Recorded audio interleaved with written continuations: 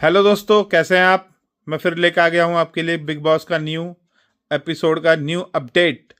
जैसे कि कल मैंने आपको बताया था कि टाइम गॉड टास्क के लिए 5 दावेदार थे। उनमें आज जो टास्क होना था कि स्विमिंग पूल में उनको गिरना था, और वो टास्क में जो एंड में बचेगा वही होगा टाइम गॉड।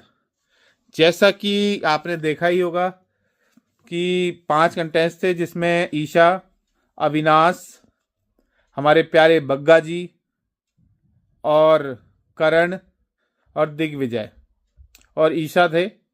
जैसे कि बिग बॉस ने के जैसे रूल्स होते हैं, तो बिग बॉस ने स्विमिंग पूल के पास एक रूल बनाया कि वहां पर रेस करनी थी। जो रेस में पहले रेस तक पहुंचता वो उसको नॉमिनेट, या नॉमिनेट भी नहीं, एक तरह से उसे स्विमिंग पूल में या उसे टाइम गॉड की रेस से बाहर कर देता।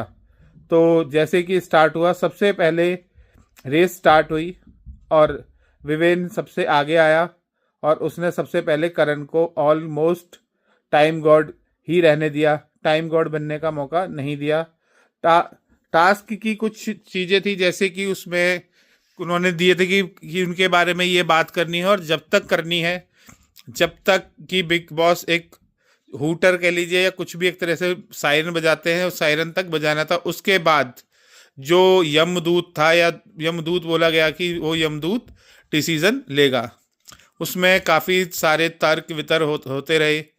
करण के और शिल्पा जी के रिश्ते के लेके बात हुई, करण को कि रिश्ता कैसा है, करण रिश्ते निभाता है या नहीं। करण ने कहा हाँ, मैंने दोस्त भी स्टार्टिंग से रखे हैं, मेरे दुश्मन भी वही हैं। अविनाश मेरा आज भी दुश्मन है, कल हमेशा एपिसोड के एंड तक रहेगा, और मैं अपने रिश्तों को अच्छे से निभाता हूँ। और बीच में अपनी ही बात को कॉन्ट्राडिक्ट कर रहा था कि नहीं नहीं करते, और उसने एक बात की, हाँ मैं रिश्तों को निभाता हूँ और रिश्ते निभते हैं। और शिल्पा और चुम मेरे अच्छे रिश्तों में हैं, अगर मैं कहूँगा तो ये ट्रॉफी भी दे देंगे।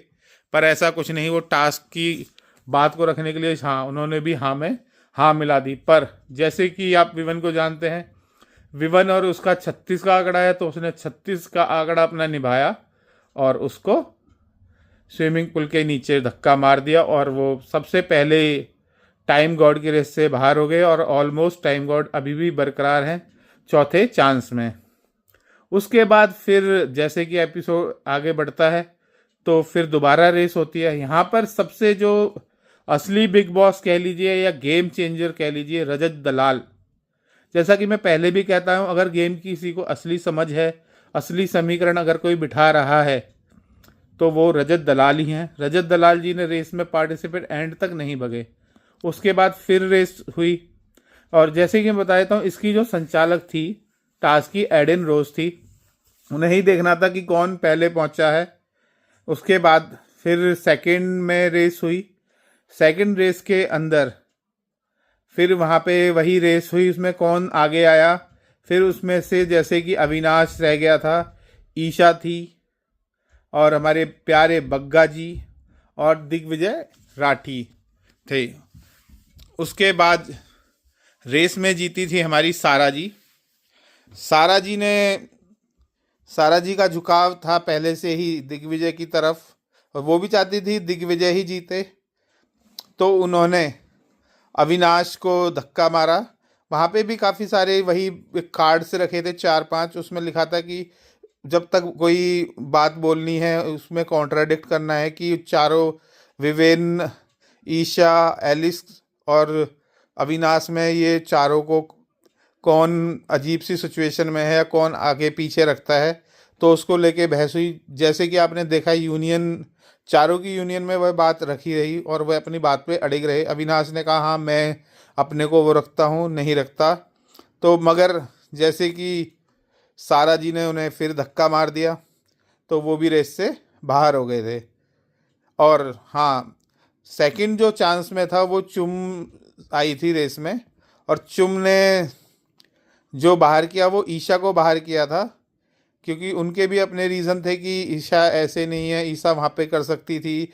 एलिस को लेके भी बहुत सारी बात हुई कि एलिस पीछे रहती है, एलिस को ये आगे नहीं आने देते, डिसीज़न इनके होते हैं।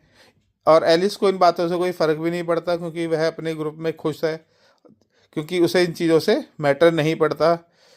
फिर जो टास्क में बचे थे दिग्विजय राठी जी और बग्गा जी, और यहाँ पर जो मास्टर स्ट्रोक चला रजत दलाल ने, वो एंड तक नहीं दौड़ रहे थे और ना ही पार्टिसिपेट कर रहे थे, मगर रियल जो समीकरण था वो रजत दलाल मन ही मन में पहले ही कर लिया था कि मुझे किसको जिताना है और कौन जीत सकता है।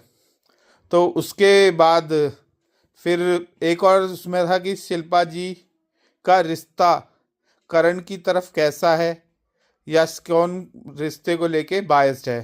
तो इस पे भी बग्गा जी ने अपनी राय रखी, और करण विवेन की राय थी, अविनाश की राय थी। सब आपस में विरोध कर रहे थे, और जैसे कि शिल्पा जी ने बोला, मैं दोनों को समान भाव से रखती हूँ, या समान है मेरे लिए, पर ऐसा नहीं है, क्योंकि हमने भी देखा है पिछले टास्क में एलिम जो भी नॉमिनेशंस होते हैं वो हमेशा उन्हें उसी को नॉमिनेट करती हैं। ये बात उसे भी समझ आ गई थी, पर रजत दलाल ने फिर 5th रेस हुई तो रजत दलाल ने बग्गा जी को, वो तो ऑब्वियस रीज़न था, वो दिग्विजय को ही जिताना चाहता था। बीच इनमें आपस में बहस भी हुई थी कि उसका टाइम गॉड है दिग्विजय, रजत टाइम गॉड बनता है, इस तरह से टास्क था। पर उन्होंने कहा भाई मैं टाइम गॉड नहीं हूँ, मैं तेरा भाई हूँ, अगर तू मानता है इस बात को तो ठीक है। उन्होंने कहा हाँ मैं भाई मानता हूँ। फिर वो टास्क कंप्लीट हुआ। उसके बाद दिग्विजय जी हमारे नेक्स्ट वीक के, जो ये वीक अब आएगा, इसके टाइम गॉड बने हैं। अब टाइम गॉड बने हैं तो भाई जो उन्होंने पीछे करे हैं विवेन के टाइम गॉड थे, तो विवेन भी अपना पूरा बदला लेंगे। और इसके बीच में हम देख रहे थे शिल्पा जी अपनी सफाई दे रही थी, कभी करण को कभी विवेन को, कि तू मेरे लिए खड़ा नहीं हुआ रजत जब मुझसे इतना बोल रहा था। शिल्पा जी ये डिज़र्व भी करती थी, क्योंकि शिल्पा जी भी काफ़ी दिमाग से खेल रही थी, कभी भी खुल के किसी का सपोर्ट नहीं करा, सारे बातों को सुनना। जब से रजत ने उनकी बातों को खोला है, उनकी स्मार्टनेस को समझा है और पोल खोलनी शुरू करी है, जब से वो रजत से बुरी तरह चिढ़े बैठी हैं।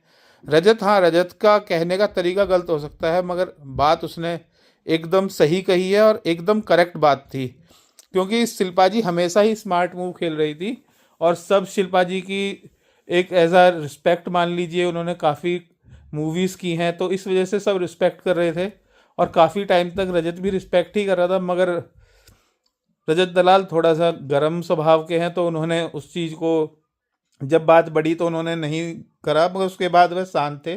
उसके बाद उन्होंने इतना इन्वॉल्व नहीं किया कि रजत जी ने शिल्पा जी को साइड में, मगर हाँ मजाक मजाक में खूब शायरियाँ सुनाई हैं और खूब बोला है, इस बात का बुरा भी लगा है, मगर शिल्पा जी ने भी पीछे से उसे कम नहीं किया। और इस जैसे कि मैंने एपिसोड में आपको बताया भी था कि रजत की और करण की आपस में बहस हो गई थी, मेरे मामा यहाँ हैं, मैं वहाँ हूँ, मैं ये कर दूंगा।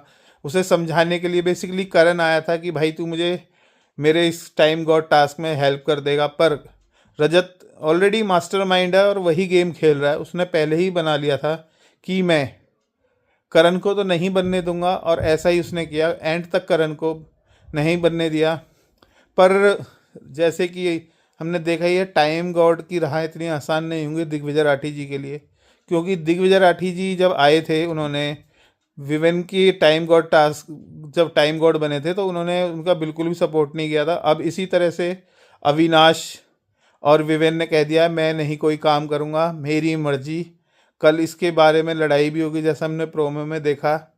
देखते हैं कहाँ तक जाती है लड़ाई। बाकी नेक्स्ट एपिसोड जो कल आएगा, मैं आपको बताता हूँ, रवि भैया भी आएंगे, रवि किशन भैया जी हमारे जो सांसद हैं, वो क्या समझाते हैं, क्या बग्गा जी को लेके भी कुछ बात हो रही थी प्रोमो में, मैं आपको कल अपडेट करूँगा। और जब तक आप देखते रहिए बिग बॉस, और देखते रहिए मेरे इस बिग बॉस अपडेट को। और आज के लिए विदा चाहता हूँ। Good night, thank you.